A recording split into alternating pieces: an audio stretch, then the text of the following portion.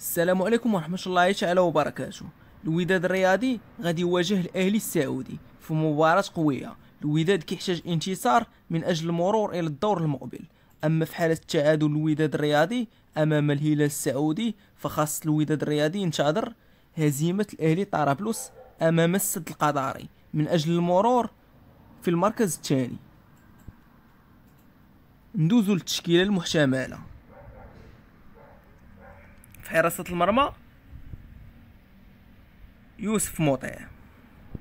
أما على مستوى الدفاع فهناك الرباعي أرسين زولا بالجانب ديالو أمين أبو الفتح، وكذلك في الأظهرة كل من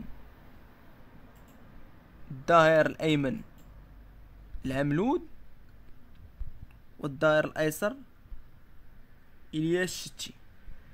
أما على مستوى وسط الميدان فعودة يحيى جبران من الإيقاف سيكون هو اللاعب الرسمي في مركز الارتكاز، وبالجانب ديالو الجزائري زكريا دراوي، وفي مركز صانع العاب سيكون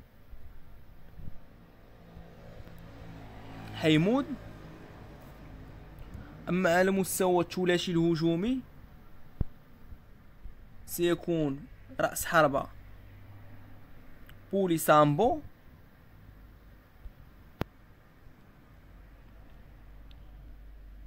والجناح الأيسر منتصر الحشيمي، الجناح الأيمن محمد أناجم. هذه التشكيلة المتوقعة لفريق الوداد البيضاوي أمام الهلال السعودي.